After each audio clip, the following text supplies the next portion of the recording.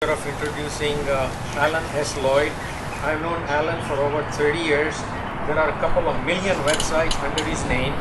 He retired from Hawaiian Electric a few years ago. We are both members of ASHRAE, American Society of Refrigerating and Air Conditioning Engineers. I'm a life member, but he's a fellow. There are only two members from Hawaii who attained the status of fellow. One is Fred Colas, who is retired on the mainland, and the other is Alan Lloyd. He's an outstanding and outspoken speaker. Let Alan share some of his knowledge, experience, and his wisdom with us. Mahalo. Thank you. Okay, maybe it'd be a good idea to turn the lights out. So, well, while that's happening, just to give you a little background that... Excuse me. What? Sit back a little more. Oh, well, I'm going to stay down so they can see over my head. I've got to stay in reach of this thing, so you'll have to move, I guess. But anyway, one thing that I've always stressed is what I call precision English. In other words, clearly defined words. And I think one of the most important U.S. Supreme Court decisions is the Dred Scott decision, because it showed that Supreme Court justices are fallible human beings like the rest of us and can say dumb things, which they did in the Dred Scott decision where they said slavery was okay. Well, they pulled it again. They recently told the Environmental Protection Agency that the way they read the law, that yeah, you could regulate carbon dioxide as a pollutant. Well, there's another Dred Scott decision for you. And defining what's a pollutant. I can testify from that sulfur dioxide is a poisonous gas that'll kill you. And it is a heavy caliber pollutant. And I would certainly want appropriate agencies to regulate sulfur dioxide. Now, in the atmosphere, we have oxygen. Excessive oxygen killed 3 astronauts in Apollo 1. So, under misapplied, oxygen can kill you. Do you think the Supreme Court would want to regulate oxygen as a pollutant? I don't know. They'll regulate carbon dioxide. But no, I don't consider oxygen as a pollutant. What about water? The principal greenhouse gas in the atmosphere by a huge margin is water vapor.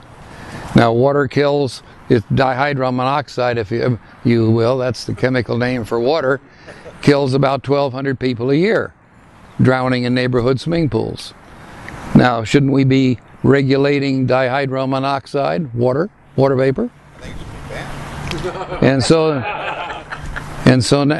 if, of course, if we banned oxygen, we took oxygen away, we'd all be dead in minutes. If you took water vapor away, we'd be dead within the week. And the third one is carbon dioxide. There's a little item called photosynthesis, where the trees take up carbon dioxide and convert solar energy into the fiber and put the oxygen back in the atmosphere. If we eliminated all carbon dioxide from the atmosphere, we'd all be dead within the year of starvation, the whole population of the planet. So these 3 gases are essential to life on planet Earth. And there's no damn lawyer can tell me that any one of those is a pollutant. And so what they are doing is wrecking the English language and our jurisprudence by telling the EPA they can regulate carbon dioxide as a pollutant. So with that little introduction, we can now take off on my basic lecture here. Well, this cartoon is 10 years old, but it sure applied this year back in Washington. In fact, they had 50 inches of snow in New York this year. And so our planet's climate varies. There's no two ways about it. So I like to start out with that one, and just to show you the real numbers here. We've got the Holocene climate optimum. It was quite warm then. Over here we have the medieval warm period right here. That's pretty good. This was the Dark Ages right here. When the medieval warm period kicked in, the Dark Ages ended. They built all the great cathedrals in Europe. Life expectancy grew by 10 years, and people grew taller. And so that's what global warming did for us during the medieval warm period. So there's a bottom line to all this. No talk stink about warming periods. So here we have let's see, here it is, the Little Ice Age. The Little Ice Age cut the population of Europe about in half. Life expectancy went back down to where it was during the Dark Ages, and people didn't grow as tall. Well, thank goodness the Little Ice Age ended about the time of the American Revolution. And so there it is right there. That was a nasty time to be living in Europe. No wonder Columbus wanted out. Okay.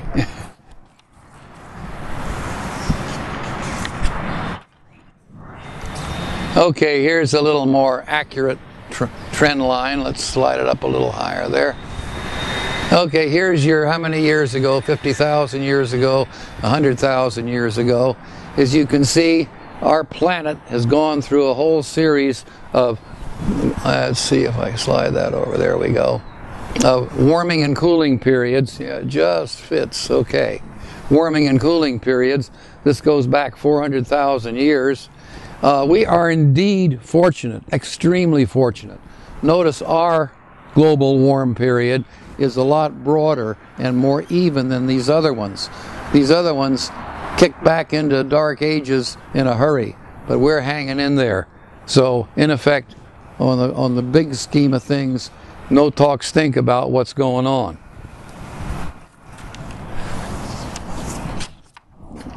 Here's the same sort of a scale. Millions of years ago. This, of course, goes back a lot further.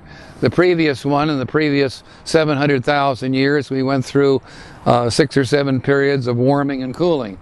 Well, if you go way back, 500 million years and so forth, you get a profile like this. Here are the average global temperatures, ups and downs. Why do they go up and down? Well, it seems the sun varies its output. There seems to be some relation between solar output and what the temperature is on our planet in the solar system. But here's another interesting thing. Look at what happened to atmospheric carbon dioxide. It's been all over the map. Here is where it is today, right here. That's where it's been. So the Supreme Court, if they were around 500 million years ago, they'd be in a tizzy.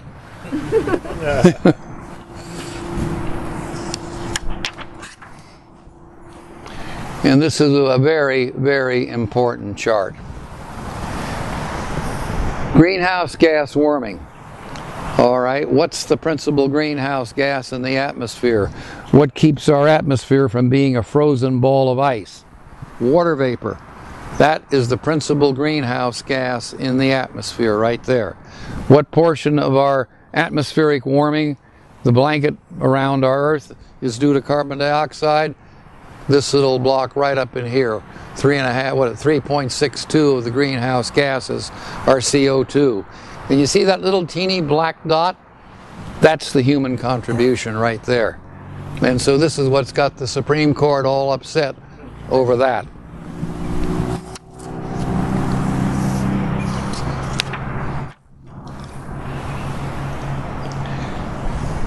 I forgot to mention at the beginning of my talk here, there are sort of two schools of thought on this whole issue. The computer geeks and the gauge readers. I'm a gauge reader, for sure. If it's on the gauges, I believe it. A huge multi-million-dollar computer with a huge multi-million bit of software in it is completely and totally subject to GIGO. Garbage in equals garbage out. Plus the fact, and as I'll show you later, you've got to write software for the monster. You've got to write software that will consider every cubic mile of the Earth's atmosphere for every little change you can think of, and know that the interaction between each cubic mile, and write that in mathematical software, forget it. So anyway, obviously you're hearing the gauge reader side of the story tonight. Now let's take a look at some of these charts here.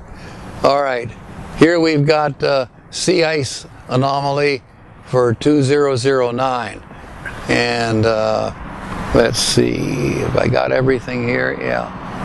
All right. Oh, son of a gun. What happened to the caption on this one? Oh, here we are. Okay. Source. Oh, that just tells where it comes from. But anyway, you can see there's how the sea ice has changed over various periods of time. But this one here, right here. Oh, that's good. Very good. Thank you. Thank you. Okay. Remember, and I'll show you more on this coming up, the present Little Ice Age ended about the time of the American Revolution.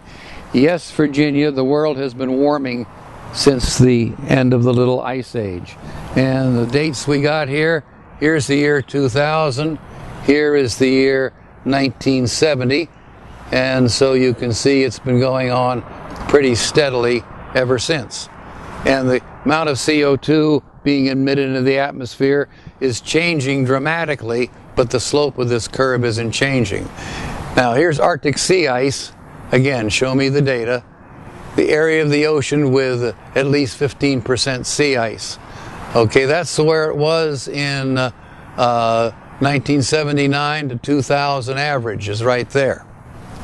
Okay, here is 2007. Yes, 2007 was shrunk, but look at 2009.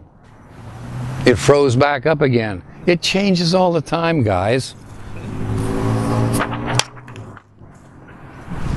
All right, what do we got here? Hurricanes, floods, lightning, tornadoes, all that sort of good stuff. All right, here's deaths due to lightning. Note the trend. Of course, some of this may be people know how to don't go out under a tree in the middle of a thunderstorm because it'll hit the tree and get you. Lee Trevino has his pet formula for avoiding lightning when he's out playing golf. He says when a thunderstorm comes up on the course, he runs over and pulls the 1-iron out of his bag and holds it over his head because he says even the Lord can't hit a 1-iron. Anyway, to continue, here's fatalities due to floods. 1970s were not a very good time to be living near the Mississippi River. Global deaths and death rates due to extreme events. Well, you can see that trend is favorable. So what are we worried about? We're not killing people like we used to.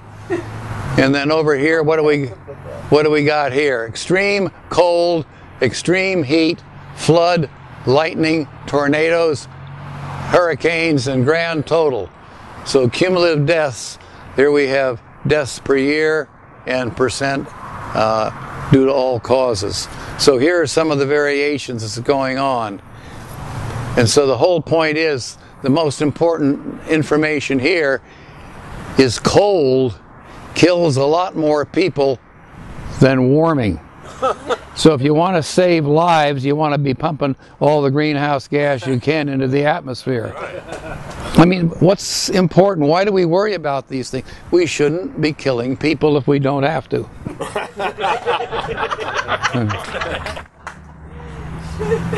All right, this is one of my favorites right here. As I started in the beginning, I said computer geeks versus gauge readers. I'm a gauge reader. Well, this is what the gauges are showing us. Here we've got solar activity right here. See the dark line? And here we have Arctic air temperature. Somehow they appear to be related. I don't think that's a big surprise. Meanwhile, down here we have world hydrocarbon use. How much coal we're burning, how much oil we're burning, and so forth. How much natural gas.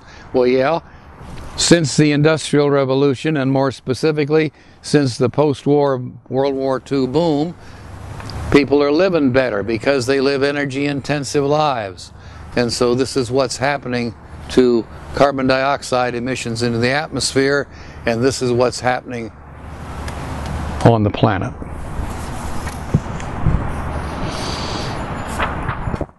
And this is one of my favorite charts right here. All right. You said that about every chart. A bunch of good ones. Okay, got a lot of good gauges here. I read the original paper by the professor who did this. He analyzed 167 glaciers, 169 glaciers all around the world. And this, he measured the glacier retreat right here. Remember, I said the little ice age ended about the time of the American Revolution, right here. And the glaciers have been retreating ever since. Now, the pessimists in the audience may want to point out that James Watt invented the steam engine right about here. But I don't think that had a hell of a lot to do with the rest of this. The whole point is, certainly for the first 100 years, James Watt had nothing to do with that slightly ragged curve. That's the glacier trend line. And here's just a straight line reference for you. And so, yes, the glaciers are retreating. But we as a human being didn't have a hell of a lot to do with it. Here's the same curve plotted against some other data. There again is the glacier retreat line. Here, of course, is the amount of carbon dioxide, that the anthropogenic contribution to carbon dioxide in the atmosphere, glacier shortening. Here's what sea level has been doing. Well, when the world started to warm up, ice started to melt and the seas started to rise. Not a big surprise. Here we go, right up here. See, for a while, sea level was dropping, coming out of the little ice age. But then the ice caps started to melt and the oceans started to rise. And right now, the ocean is rising at the equivalent of a little less than 1 foot per year. It's interesting, from memory, I think it's Honolulu Harbor is rising something like, 1 millimeter per year? And Hilo Bay is coming up 3 or 4 millimeters per year, no, 2 or 3 millimeters per year. What's the difference? The big island is slowly sinking into the mantle because of the weight of the world's most massive mountain, Mauna Loa, and the weight of the world's highest insular peak, Mauna Kea. Those two mountains represent a 32,000 foot tall pile of rock sitting on the floor of the Pacific Ocean. And yes, the big island is sinking. When Herb Conné painted his famous picture, The Death of Captain Cook, he got hold of the U of H. He said, "Will you do me a calculation?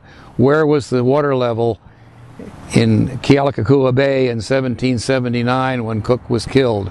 And the big island has sunk about 2 feet since then. So if you look at Herb Conné's painting, you will see what the shoreline of Kealakekua Bay really looked like in 1779, or when, I think that was the year that Cook was killed. So again, this is... I think you said at 1 foot a year it was rising. Did I say? Oh, I'm sorry. Less than, and then it's... Oh no, 1 foot per century. I'm sorry. One foot per century. Hey, catch me on that. As they said, I make mistake. Swamped by Thursday. Yeah. Okay, right. Okay, urban island heating effect. Okay, this is a plot of various weather stations throughout the United States. Large counties that have more than 1 million people. I think one of these weather stations was set up in a farm field in Southern California, and today that weather site is downtown Los Angeles. And so this is a demonstration of the urban island heating effect. I read one article once that said the city of Atlanta, Georgia, actually manufactures its own thunderstorms because of the global island the urban island heating effect of asphalt and concrete buildings and all that. Here's one in a county where just the normal townships grew up around them, And here we have small counties where they put the thing out on a farm field and it's still out in the farm field, and you'll notice there's quite a difference. But when you're doing all this computer programming, you're taking in all this U.S. weather data. Well, have you analyzed what's happened to these weather gauges compared to these and these? In many cases, no, and I got something on that for you.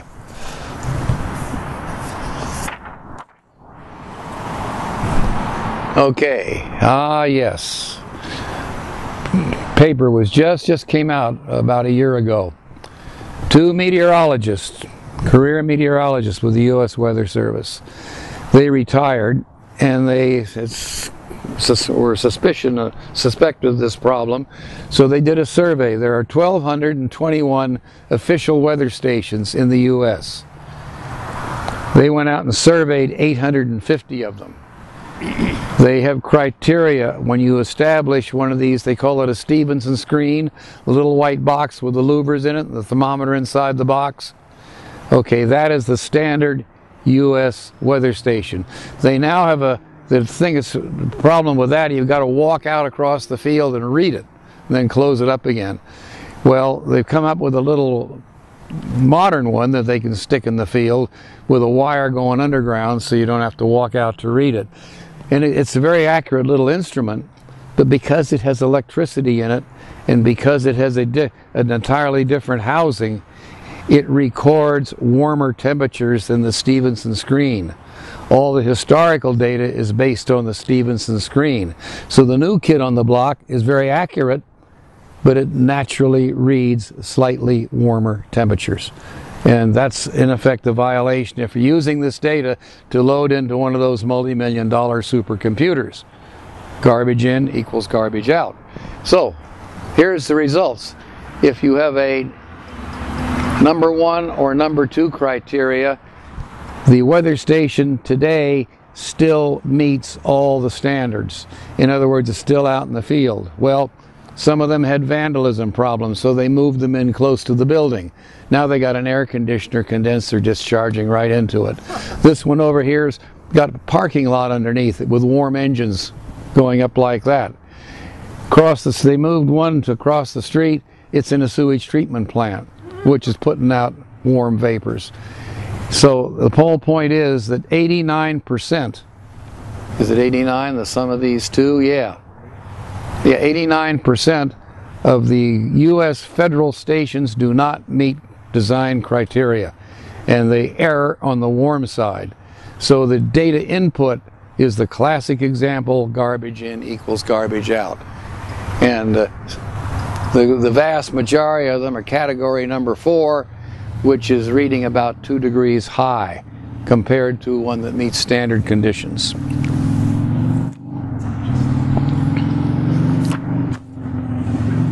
Okay, here's a biggie. Same subject. What happened in 1990? The Soviet Union went belly up.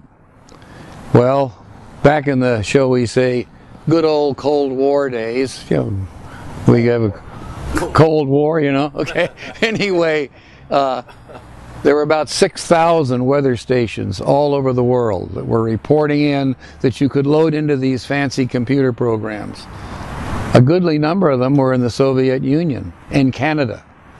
Well, when the Soviet Union went belly up, they didn't budget money to read those. So a lot of the Siberian stations got closed. Ditto Canada. North stations in Canada have been closed. And so today, you have a lot fewer weather stations. Instead of 6,000, I believe there are, how many? Here we are. Weather stations in operation. And global average temperature. Okay, you can see here's what's happened to the number of weather stations in operation, and here is the and here are the average temperatures. And so there has been a horrendous leap in 1990 when all those high latitude stations got closed. Here again, you're hearing the gauge reader side of the story. Models do not reflect clauses. Many top client scientists point out that these big computer models are incapable of handling confounding factors such as cloud cover and water vapor. And in case you didn't believe me, there it is, the dominant greenhouse gas, not carbon dioxide. The models used by the IPCC, that's the big global warming bunch, and other alarmists assign too much warming resulting from increases in atmospheric carbon dioxide, rendering the model predictions inadequate.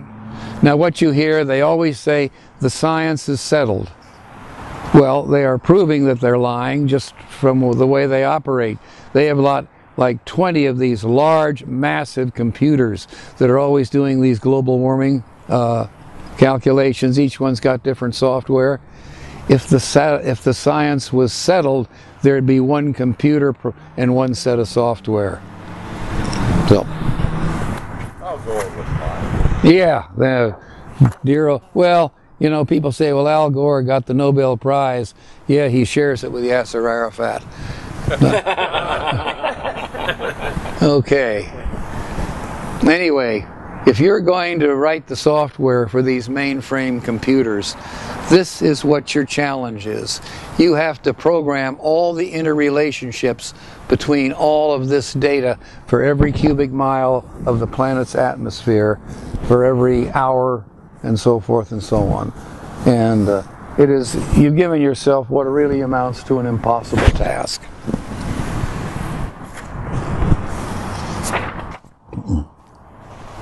And after one of these Kyoto meetings and so forth, in a stunning public admission, the UN's IPCC chief, Bob Watson, said the models on which the United Nations based its climate treaty were wrong.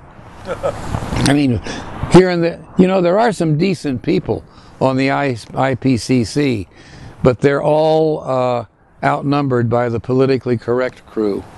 So, if you take a moment, you can read that. They show the radiative forcing due to CO2 is 15% lower than previous IPCC estimates. This has huge implications, not the least of which is the basic warming effect has been overestimated in every climate model ever made. Okay, here's an interesting chart. What do we got up here?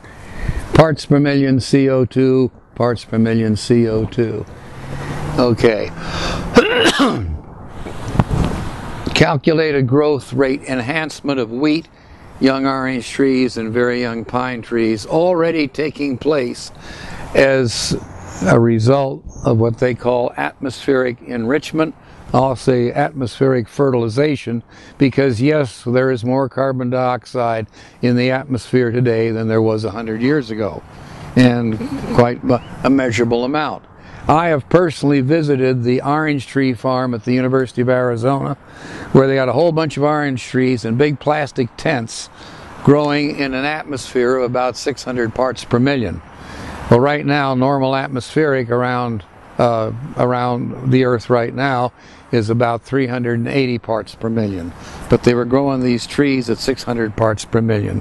The trees in the tents were twice the size of the normal outdoor trees, much stronger root structure, much more fruit production, because atmospheric fertilization due to carbon dioxide, which the Lord provided something called photosynthesis. And there it is. Now, if you're a commercial greenhouse guy back east in the cold weather, you got your greenhouse with all your custom vegetables in it. You have a natural gas space heater in the greenhouse to get through the winter months, but no exhaust pipe. Why? Because as you burn the natural gas, you get water vapor, and that's nice for the greenhouse, and carbon dioxide. And so you are continuously fertilizing your greenhouse with the carbon dioxide, the greenhouse gas, coming off your natural gas space heater burner in the greenhouse.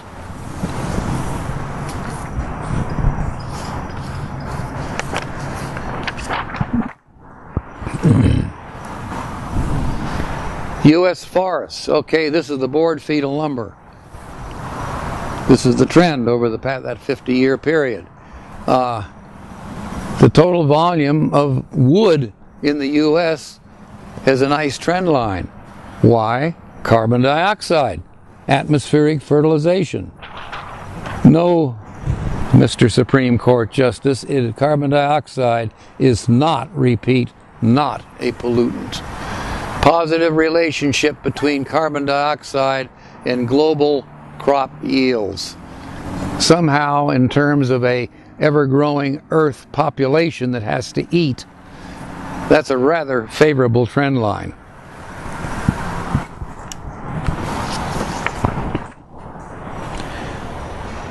Well, what about the bristlecone pines up there in the High Sierra or wherever? They go up and they take a little microscopic core sample every now and then, and thanks to James Watt and his followers, the bristlecone pines are taken off. More carbon dioxide, more photosynthesis. The trees are growing better. Picture's worth 10,000 words. About 100 years ago, somebody went up on a hillside and photographed an old U.S. Army cavalry troop marching down this trail through a valley out in Arizona somewhere.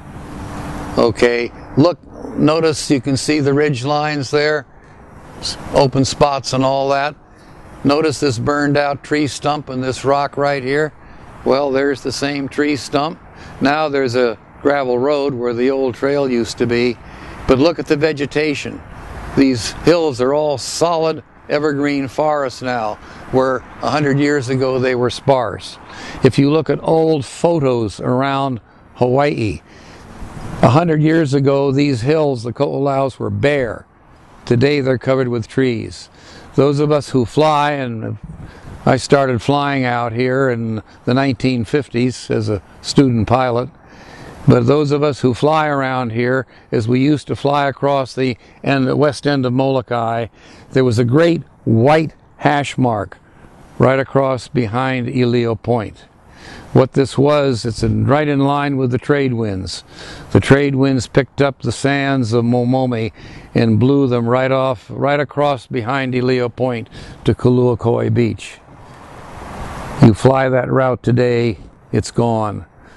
That whole white chevron stripe, or I should say hash mark stripe, is now completely overgrown with kiawe trees. I can't help but feel there were lots of kiawe trees on either side of it in the 1950s, but now it's all kiawe trees. The kiawes with more atmospheric fertilization are very happy to grow in that white sand stripe.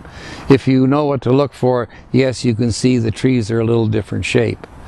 But all over Hawaii, there's far more vegetation growing today than it was when I came home from college.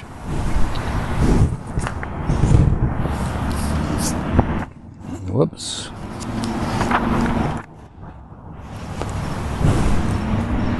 Okay, you've seen this curve before.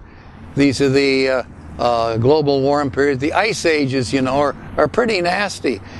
I read articles that said the ice was only a mile deep over Chicago during this time, a mile thick. Well, thank God we all in fact, if the warm period hadn't occurred, we probably wouldn't have evolved in the first place. But anyway, thank God we are living in a time like this, and when things are so much milder. What do we got down here? Years before present, temperature changes, and oh yeah, this is parts per million of CO2. Yeah, there's your CO2 concentration. Now, important point here. These are temperatures. You will notice the carbon dioxide goes up and down. Now, the Supreme Court didn't have anything to do with this decline in CO2 back here 300,000 years ago. No way. Yeah. So the whole point is that carbon dioxide and temperature go up and down together. It's a natural phenomena on planet Earth. Why? Where is most of the carbon dioxide on this planet? It is in solution in the seawater. As you warm up the ocean, the carbon dioxide boils off. It's just the same thing happens with a warm Coke. It's a carbonated beverage. It's full of carbon dioxide. So you take the cap off a warm Coke and fizzes all over the place. The oceans do exactly the same thing, and here's the proof. Gauge reader.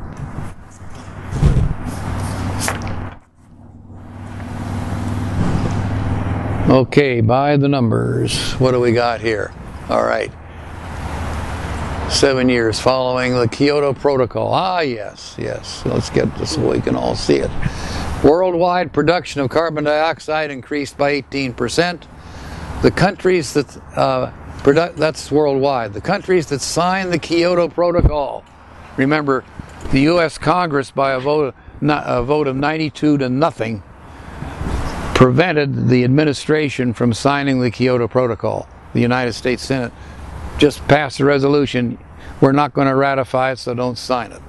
So anyway, they increased their carbon dioxide emissions by 21%. The non-signers, 10%. In the United States, we increased ours by 6.6%. So it shows how much attention all those happy Kyoto Protocol signers were doing. Look there.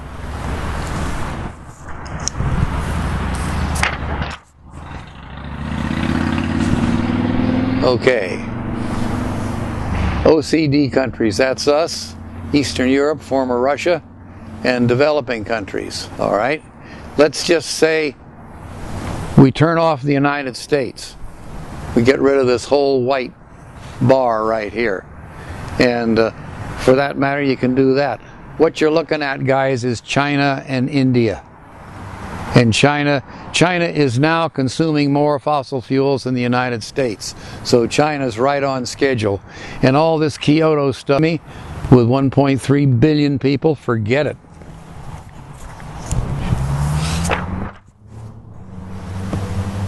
Okay, greenhouse gas emissions by fuel type.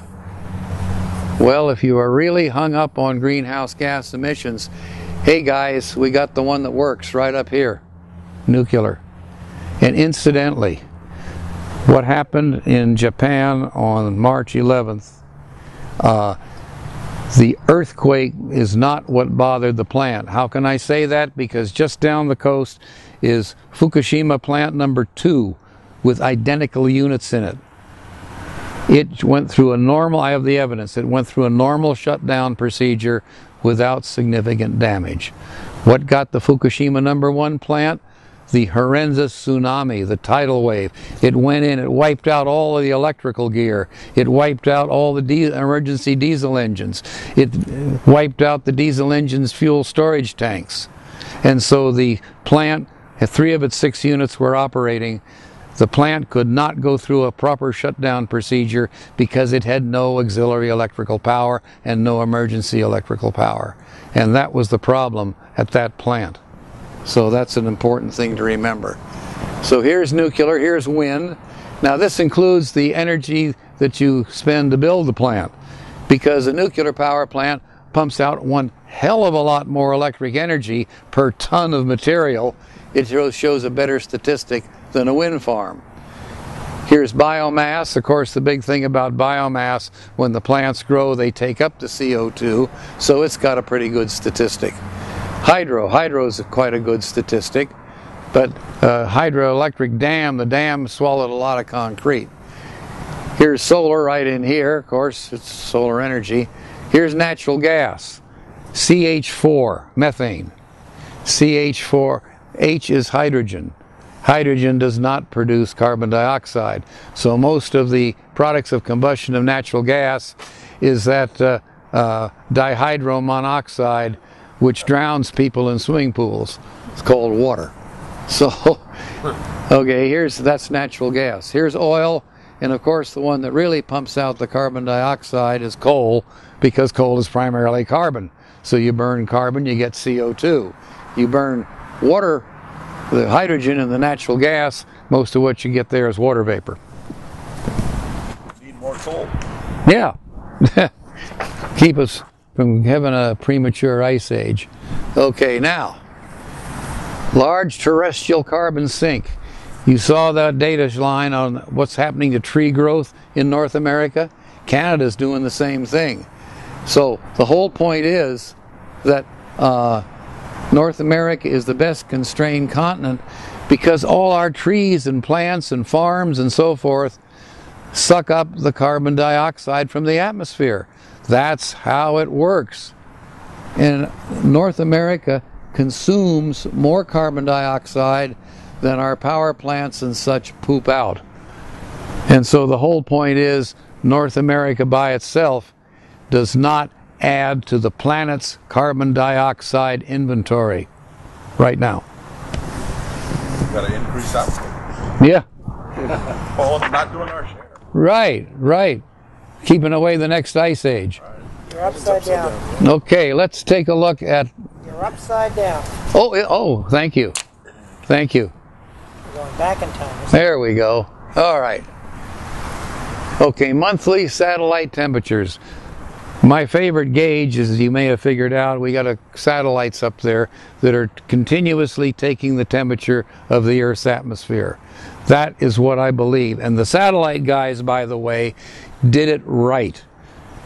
They were showing that there was really hardly any global warming at all when everything else said, yeah, it is warming somewhat. And a couple of other scientists reviewed all the satellite data and they found an error. And that is the satellites were decaying in their orbit ever so slightly. And that was enough to mess up the data. So they contacted the guys who operate the satellites and they looked over this and they said, by gosh, they're right. They corrected all their mathematics. They went and recalculated the whole drill from the satellite background and they corrected it. And so you can hang your hat on the satellite data because it has survived peer review from a pair of scientists who found out that there was more warming than the satellites were originally reporting, or less cooling, let's say, or whatever. And so it has survived peer review. It's good, solid data. So up here we have the satellite temperature trends from the satellites went commercial in 1979 through the year 2000. Okay. You have the old Farmer's Almanac. It says 1816 was the year that had no summer. It snowed every month in Massachusetts. They had famine on the East Coast because the cold weather killed the farm crops. We actually had some fatalities in 1816 because of this year that had no summer. Why did the year have no summer? Because the year before, the great volcano Tambora erupted down in Indonesia. It was an order of magnitude bigger eruption than Krakatoa. And it cooled off the planet for a year or so, and it showed up in all the data. Okay, there were two big volcanic eruptions during this data bit. And so I had a scientist friend of mine back east make these curves for me where you deduct the first you take out the volcanic data, which cooled it off, and then you take out the ENSO data. That's La Nina and El Nino. Okay, you pull that data out, and so that represents warming blips. This is 1998. This is the warmest year in modern history right here. It showed right up on all the satellite data. But what he did, he pulled out the El Nino data and he pulled out the volcanic data. And so what we end up with is this rather uninteresting curve, and then we simply expand the vertical scale to make it look a little more interesting. And you'll notice when you pull these other influences out of it, you get a curve that tracks solar data rather nicely.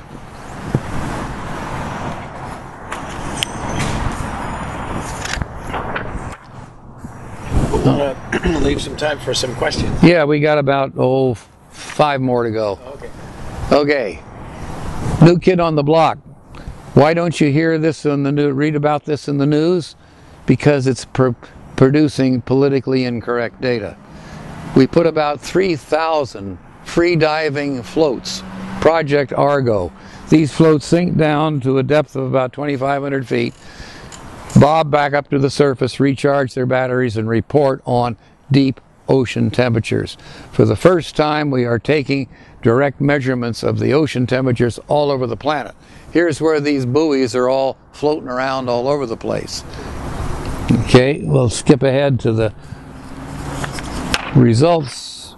These you don't see this in the papers because again their results are politically incorrect. But these two guys worked it out and they show that Project Argo is showing a slight cooling trend in the ocean. Gauge readers versus computer geeks. Okay, global surface temperature variations. Here's just a general view of how things are going on. This is the let's see, we had an El Nino right here. This does not show the El Nino of 1998 because it's starting here at 202. We just had an El Nino. We're just starting into La Nina, which is the cooling period that followed the 1998 El Nino. Yeah, 4 more. Okay, the quite recent data. Temperatures measured by satellite. This is a fourth order regression of the point data. Here is the great El Nino of 1998. Here is last year's El Nino. And if you'll notice, there are 2 points right here where La Nina is just affecting the upper atmosphere right here. But this has been the general trend. There was significant warming since the end of the Little Ice Age. There was significant warming during the first half of the 20th century before there was significant CO2 emissions by our standards. We peaked out about 1940. There was significant global cooling between 1940 and 1980. All sorts of testimony before the U.S. Congress how jet contrails are going to be bringing on the next ice age prematurely. We've got to shut down all sorts of things. Same guys testifying, but that was global cooling was the party nine. Then of course, by gosh, the world went through another cycle, and we did have warming right in that period. Let's take another look here. Here we've got the big El Nino of 98. Here we've got the one we just got over. La Nina is just getting started. So here's the big La Nina cool period following El Nino. Now the interesting thing here is this line shows that we're warming up a little bit less than, this is a 1/10 of a degree per decade. That's 1 degree per century. So we leave everything else as it is. It's showing a trend of 1 degree per century. And remember, we don't want an ice age. Now this particular one, again, very recent data. This is simply the 21st century. Right here you'll notice it is only, if you take out the big cold period right here in 1999 and just take this century, the current trend is right there, which is 2/3 of a degree per century. 2/3 of a degree per century. Remember, cold weather kills people, not warm people. And for those that are worrying about cold weather, meanwhile, back at the ranch down at the South Pole, between 1980 or 79 and today, there is a very slight distinct cooling trend going on in the South Pole. The snow has piled up so high on the South Pole, it crushed the geodetic dome, and they had to build a whole new pole station. A Hawaii architect designed it. He gives a nice speech. He'd be a good guy to get. Joe Ferraro. Cold blizzard. See up here, US, Germany, Japan. Up here, they're living so long it's bankrupting Social Security. Not to mention Obamacare. That's what's really concerning. You know, we can't let this is going to bankrupt us. Got to get rid of it. Leipzig Declaration. Very quickly, a whole bunch of scientists from all over the world signed the Leipzig Declaration, which said poverty is the greatest social pollutant. Carbon taxes and other drastic control policies, that's what the Supreme Court's all about, lack credible support from underlying science, ill-advised, premature, wrought with economic danger, and likely to be counterproductive. Amen and hallelujah. Klaus Wertke, by the way, of the U of H, is one of the guys that signed that statement. Here is a letter on the subject about Mr. Estrada's remarks, talking stink about the United States and this Kyoto Protocol treaty. And this is Sensenbrenner and John Dingell. John Dingell is the most senior congressman, Democrat, Republican. They both signed this letter. That the Kyoto Protocol is based on immature science, grossly unfair, will do nothing to solve the speculative problem it's intended to solve. Amen and hallelujah. And since the treaty was hatched in Rio, these are all the organizations that have signed petitions that said the Kyoto Protocol isn't worth the powder to blow it up. The Oregon petition, which the other side is unhappy about, that's up to 31,000 signatures now. I personally know the guy who sponsored that. So Arthur Robinson, of Oregon. The whole aim of practical politics is to keep the populace alarmed, and hence clamorous to be led to safety, by menacing it with an endless series of hobgoblins, all of them imaginary. H.L. Mencken, famous journalist. And the last slide. There was a bill introduced in the legislature about 15 years ago that what it did, it was going to ban the use of, I forget just how it was going to work, but it was going to ban the use of light bulbs or something. Oh yeah, a certain kind of light bulbs in your home. It was modeled after a bill on some other states. And of course Hawaiian Electric couldn't really say anything on that. But yours truly dug up this cartoon, put the bill number on it. An hour before the hearing, I went over, nobody was there. I went in and put a whole pile of this cartoon on the testimony table. Henry, it's the thermostat police. Oh yeah, it was to ban air conditioning in homes. That's what it was. Okay, well that's my last slide. So.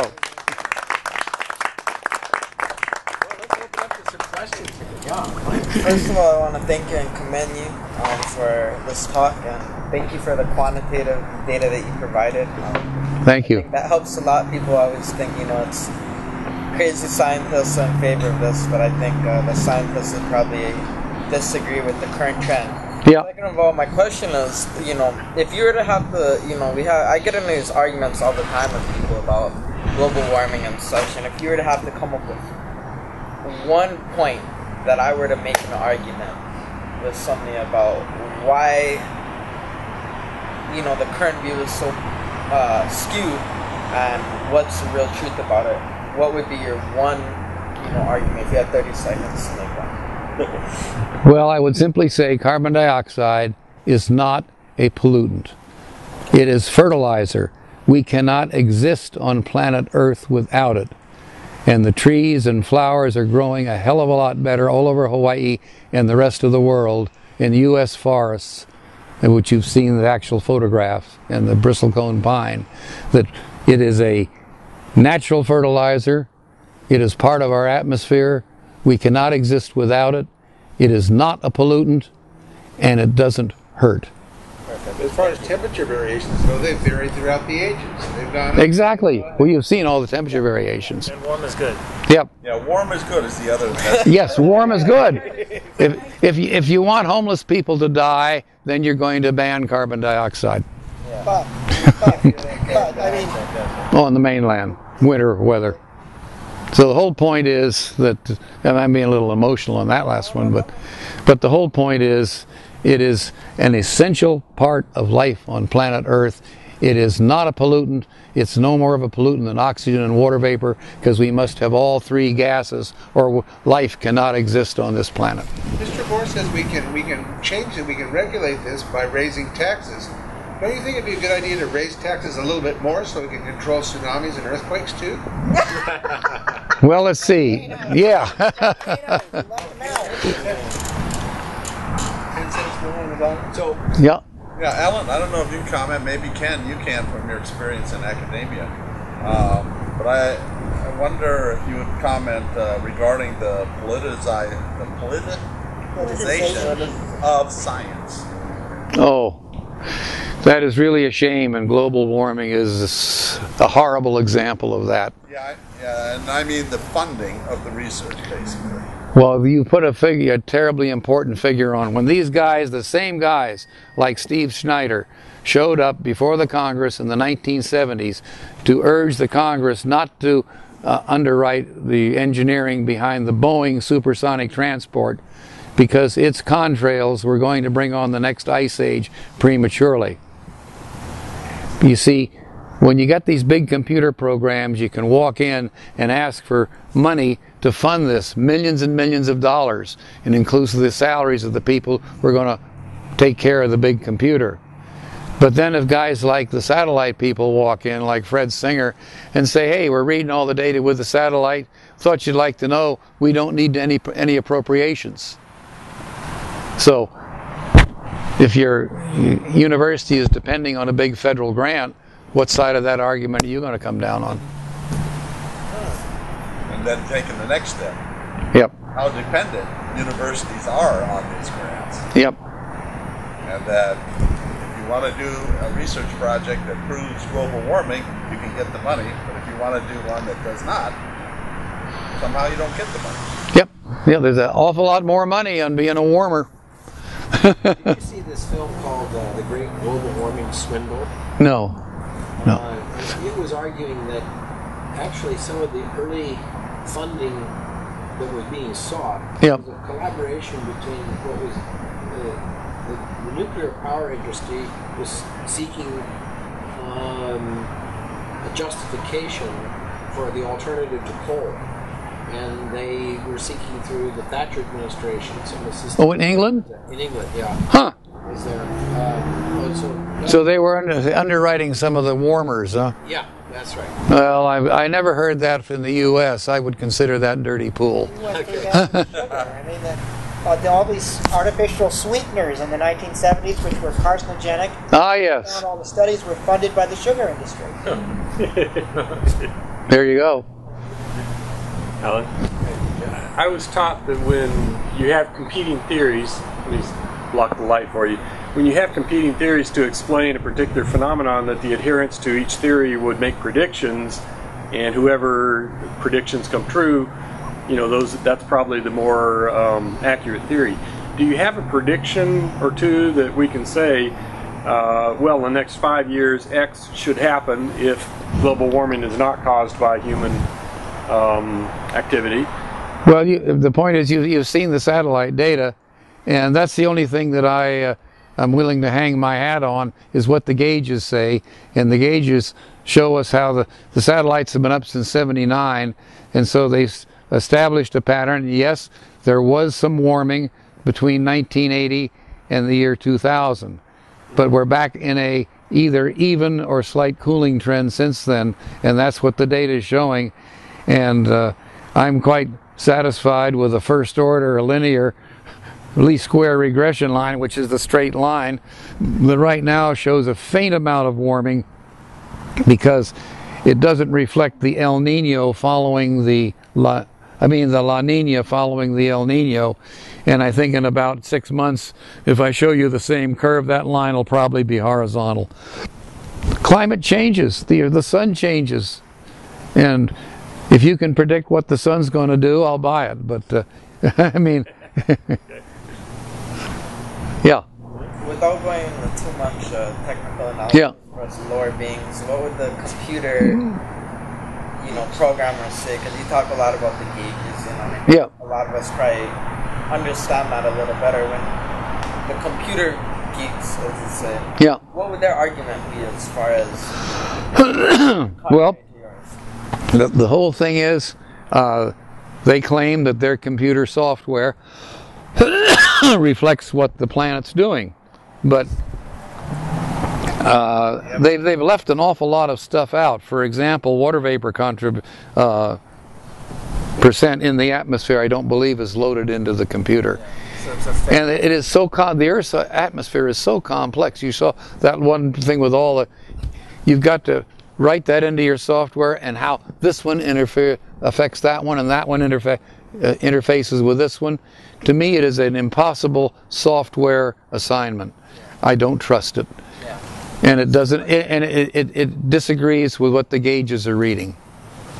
I'm a gauge reader, both as a mechanical engineer and a pilot. I gather that what you're saying, if warming is good, and that seems very logical, Yep. then it would be a nice thing if humans could help warm things up. We try to do it all the time with greenhouses. Exactly. We should be concerned that it's leveling out. Yeah. And right now we are in a very stable period of atmospheric trend. The changes historically are not dramatic. So, I mean, you're talking about a degree per century is what the argument's all about. What about all the rich politicians who live on the beach? His houses are gonna Yeah. Yep. What about the North Pole ice cap? And That's. You say there's a warming trend. It's right on the curves. It's happened before. It'll happen again. And incidentally, the polar bears are doing very well, thank you. I think about 100 years ago they were down to 6,000, and now I think they're up around 11,000. I've heard figures in the 20,000. Yeah. Okay, I'll. Yeah, no, they've multiplied tremendously. Yep. Well, the mortality from polar bears is hunting, not I haven't heard any complaints from the emperor penguins down south. And the other interesting thing is the geodesic dome at the South Pole got completely crushed because the South Pole is gaining elevation with snow accumulation. And it very rarely ever goes above freezing in the South Pole, so any precipitation stays. That's a good talk, by the way. Get Joseph Ferraro to be your speaker sometime about the design of the South Pole Station, the new one. What is your take on nuclear power in light of what happened in Fukushima, especially if it comes to an act of terrorism? Tell you what, let me save my bulb here. Is that all right? And let me just also mention, after that question, then Lee has hot apple strudels and a big bucket of ice cream with about 8 toppings over there. So Okay. Very, very quickly on the Fukushima #1 power plant, which has 6 reactors. It's a very old plant. It's about 40 years old. The smallest one is 470 megawatts. The biggest one is 1,050. Fukushima #2 is just down the coast. The plant shut down normally. The problem was the tsunami drowned all the emergency stuff in Fukushima #1. Apparently, I'm aware that 1 person has been killed, and that was a crane operator accident, not nuclear related. That's the only fatality you can assign to this power plant. Nobody was injured at 3 Mile Island.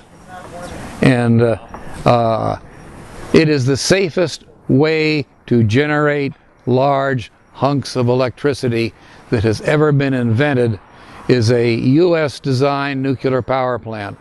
Our Navy's ships have a perfect record in this area. It is an extremely beautifully designed system. A very old plant got drowned by a tsunami. And if I might put one little tidbit in on this, as long as you ask the question, the big lesson from the Japanese earthquake is the power plants apparently survived the earthquake shock. What got them was the seawater tsunami all over the plant. Remember those newsreels of huge waves running across farm fields? That's scary stuff. What we want to avoid is putting essential facilities along shorelines if we can.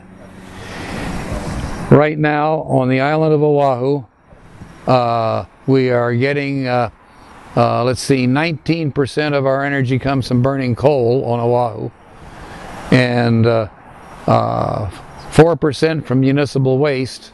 And by the way, they're putting the third boiler in at H-Power, hooray. And then let's see, the rest is oil. So that's what we're burning here. For the first time in history, this never happened before, Babcock and Wilcox has offered to build a 125 megawatt nuclear power plant. That's a perfect size for Oahu. Prior to this, nukes that were available were far too large. But this Babcock and Wilcox unit is perfect. It is designed to be installed underground, and it is air-cooled. So you do not have to put it near the beach.